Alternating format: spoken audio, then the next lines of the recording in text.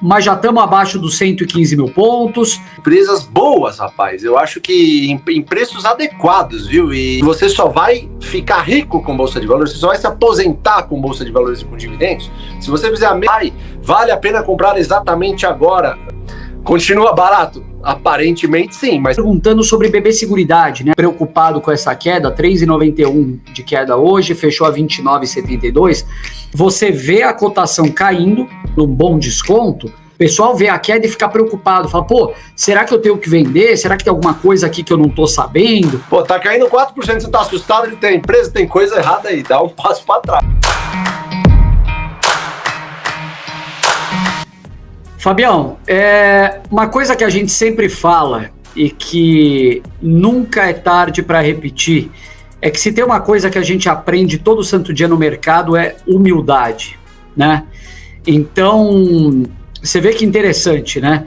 Começou há um mês mais ou menos se pintar um cenário de que o Brasil as agências de rating estão melhorando a nota do Brasil, o juro já tinha sinalizado uma queda anteriormente e depois da decisão do Copom ficou claro, até veio uma queda acima do que estava previsto, 0,5 ponto percentual, e naquele momento começou a se construir uma narrativa de que a subida da Bolsa era óbvia, né?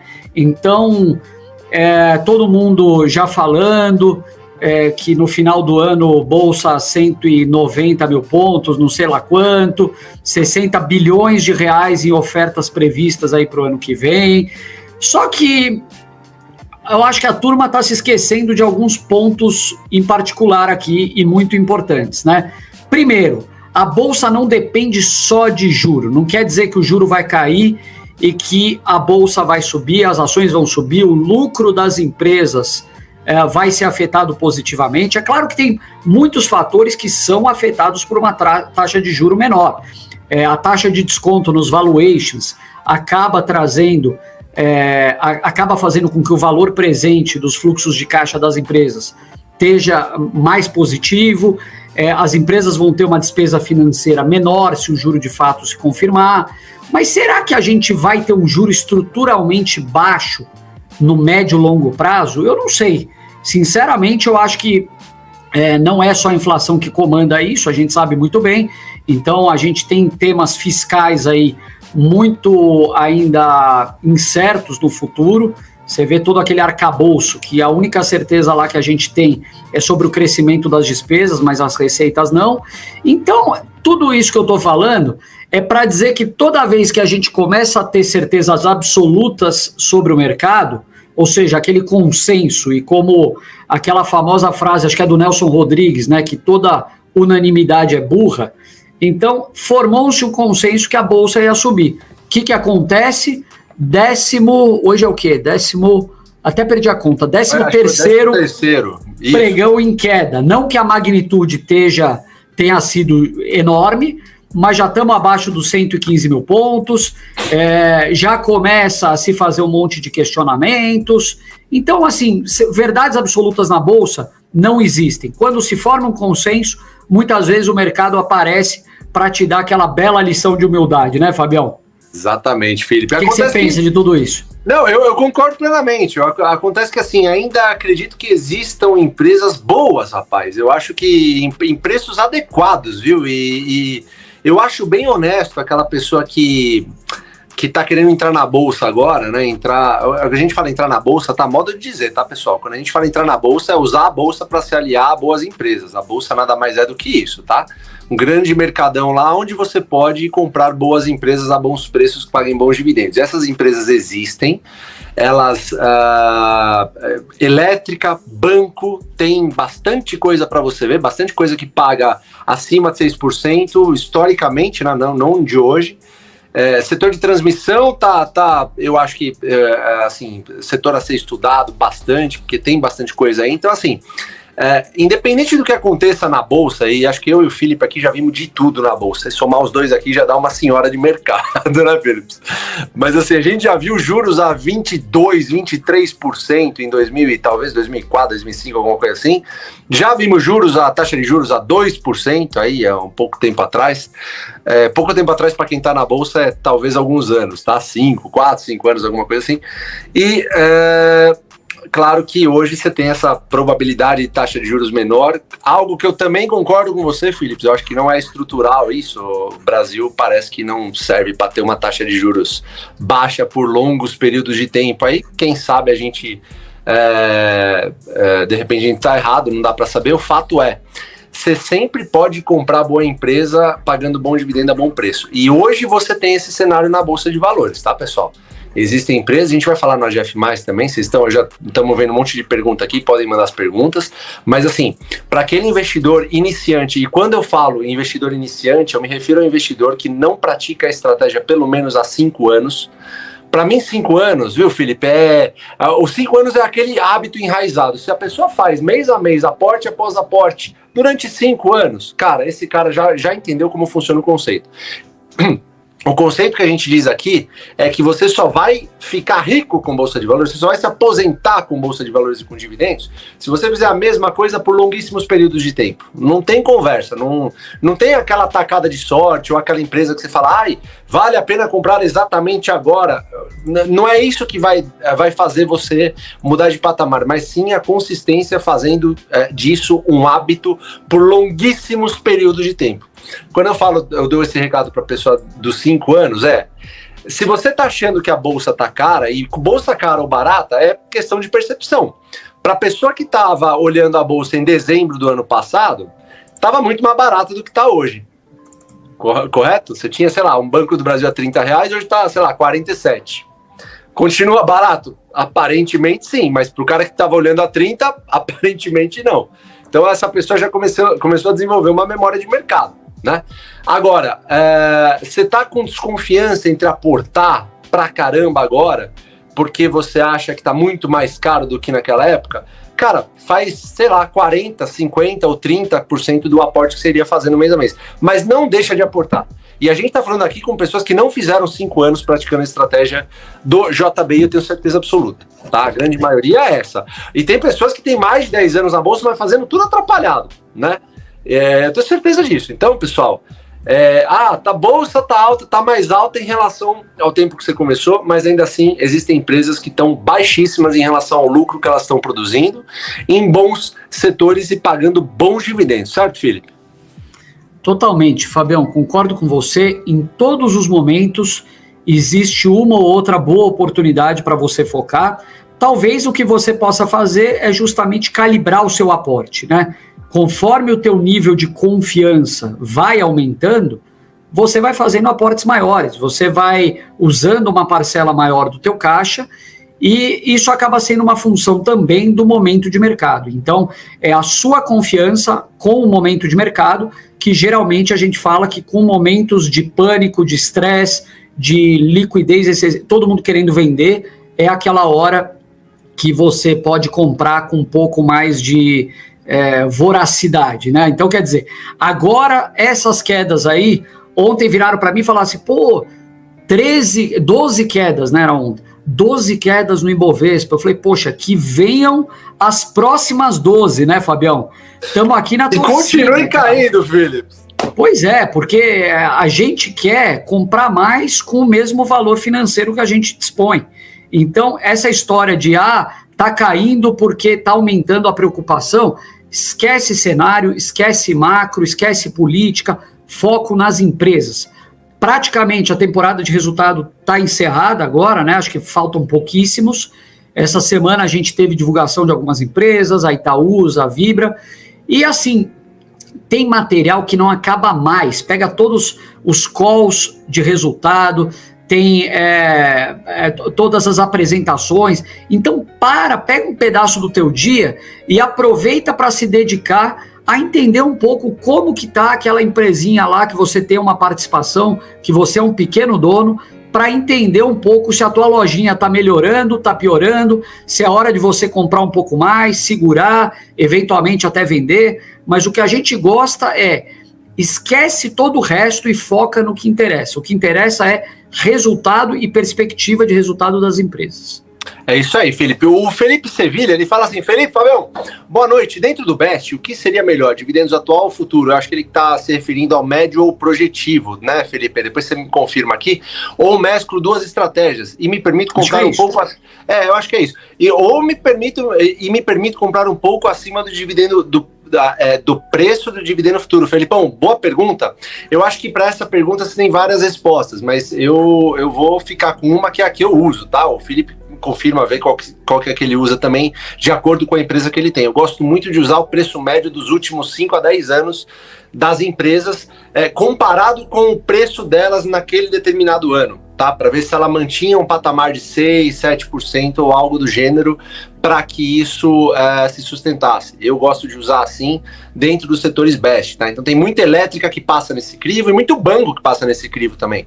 Então quando eu falo isso para você, é aquilo que eu estou reforçando de certa forma aquilo que eu comecei dizendo, que você deveria manter seus aportes em dia, porque quando a gente vê que a gente acha que a bolsa está em alta, beleza, ela subiu, mas de fato mesmo, ainda com essa alta, você ainda tem empresa produzindo dividendos acima de 6% com uma perenidade muito boa. Então, na prática, não muda nada. É basicamente isso. Eu uso o médio. Existem algumas empresas que você pode usar o projetivo. Vou dar um exemplo. Na época da pandemia, os bancos eles não permitiam, eles receberam uma ordem do Banco Central que não poderia se pagar mais de 25% do payout. Então eles foram, assim, temporariamente proibidos de pagar mais de 25% do payout. Basicamente, você poderia talvez olhar o projetivo nesse caso, porque em algum momento esse dividendo que ia ficar represado ia ser corrigido no futuro, de alguma forma, tá? Então, basicamente, na minha visão, usar o médio. Acho que essa é a pegada, mas não fica preso, pessoal. E agora eu vou até perguntar um negócio pro Felipe, ele vai contribuir com um negócio muito bacana para vocês.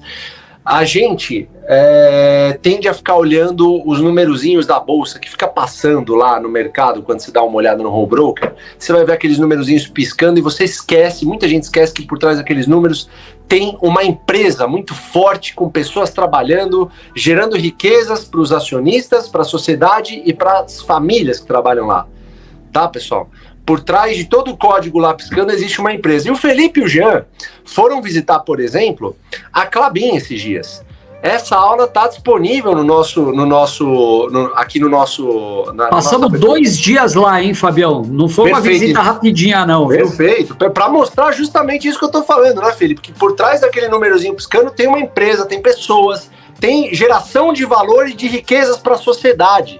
Tá bom, pessoal? Nunca se esqueçam disso. Você não está comprando números, você está comprando uma participação pequena de um gigantesco negócio. Eu queria, Felipe, que você falasse um pouquinho mais sobre a tua experiência e já emendasse isso também com a live que a gente fez, né, pro lançamento do MBA. Queria que você falasse um pouquinho da sua experiência que você teve lá em Telêmaco Borba, lá junto com o Jean. Ô, Fabião, é até chover no molhado falar sobre isso, porque uma das coisas que eu mais gosto de fazer, e eu acho que a gente é até privilegiado nesse aspecto, né? Porque a gente acaba tendo acesso às empresas, aos executivos.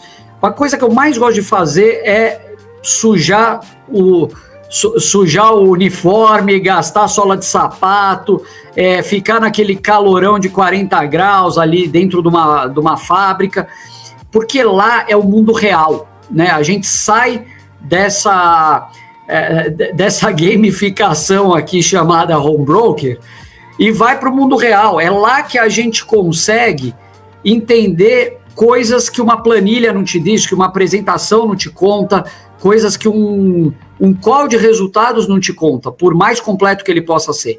Então, a gente teve essa experiência visitando a Klabin.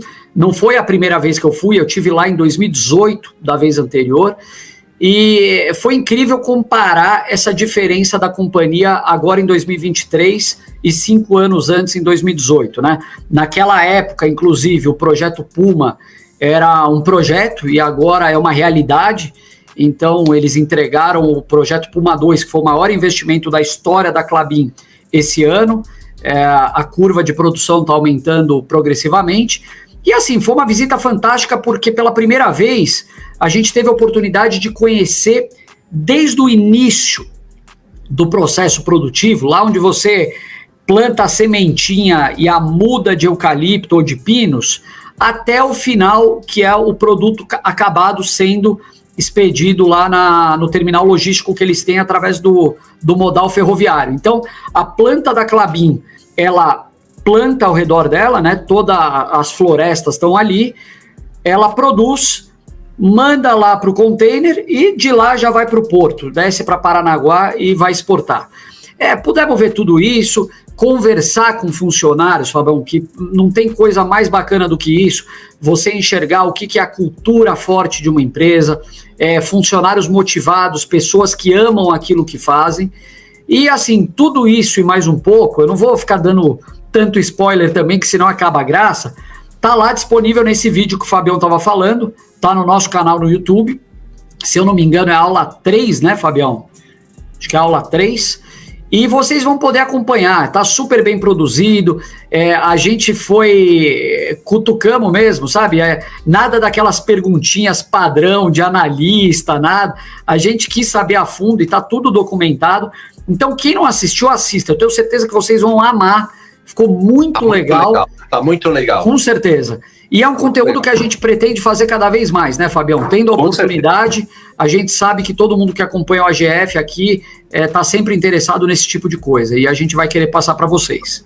Com certeza, Felipe. Eu acho que isso é muito bacana. Eu vou até contar uma experiência rápida que eu tive com múltiplos, né, Felipe? Você lembra disso, né? Quando eu resolvo analisar só, eu acho que é por isso que eu parei de analisar bastante esse fator números, fator numérico, e comecei também a visitar algumas empresas, né?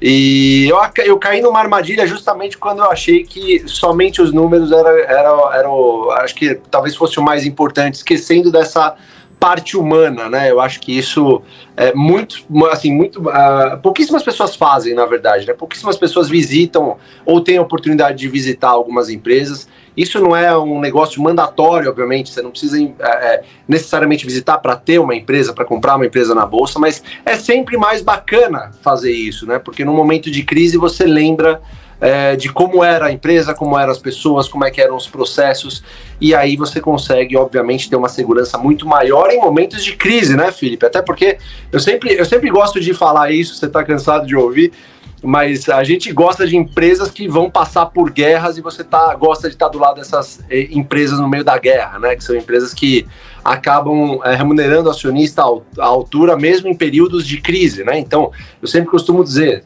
tem uma pandemia, procura as empresas e o que elas estavam fazendo na pandemia. Como é que elas se comportaram na pandemia? Como é que elas se comportaram na crise de 2016, crise de 2008? Elas pararam de pagar dividendo, elas deixaram o acionista na mão, elas fizeram alguma sacanagem. Isso é muito importante para que você não só crie vínculo, mas também crie uma confiança, né, na hora de você comprar essas ações. Isso faz toda a diferença para um acionista de longuíssimo prazo, que é o que a gente defende aqui, que você seja sempre. Eu acho que é basicamente isso. Você quer pegar uma perguntinha aí, Felipe? Daqui a pouquinho a gente vai lá para o AGF+. Eu acabei pegando... Vai lá. Não, fala, desculpa, eu ia pegar uma pergunta que eu não lembro quem que era a pessoa que mandou, mas eu acho que é rapidinho e a gente já vai lá pro pregão fechado.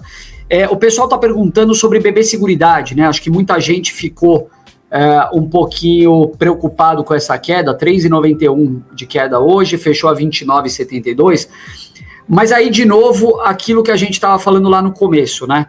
A gente ficando refém da gamificação chamada home broker.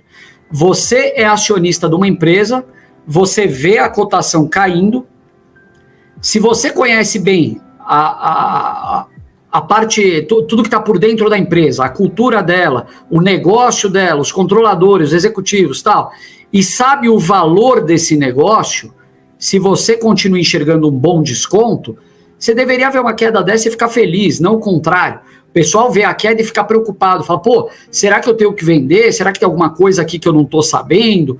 Então é curioso esse comportamento, né? A gente fica refém das cotações, quando deveria ser exatamente o contrário. Você deveria esquecer as cotações, analisar quanto vale aquela empresa e saber se o que você está pagando é barato com uma margem de segurança suficiente. Tão simples quanto isso. BB Seguridade hoje, eu não procurei, não encontrei nada. A única coisa que para mim explicaria essa queda foi o ajuste de provento. Ela estava cheia com 1,61, ficou ex hoje. Isso daí faz com que o preço ajuste, né? Então, automaticamente, ontem você estava vendo um nível de cotação, hoje você já veria 1,60 abaixo.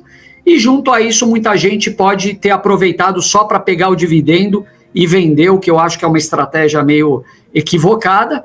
Mas é isso, eu acho que hoje essa queda, na minha visão, foi absolutamente psicológica. Não acho que teve alguma razão estrutural da empresa ou qualquer mudança significativa por conta disso. Então, só para reforçar, pessoal, ficar refém de home broker ou de cotação é a pior coisa que você pode fazer. Muita gente vê a cotação subindo e fala, pô, a empresa está melhorando, eu vou comprar. Cotação caindo, a empresa está piorando, eu vou vender. Deveria ser exatamente o contrário e você não deveria guiar as suas decisões simplesmente por uma mudança de preço na tela.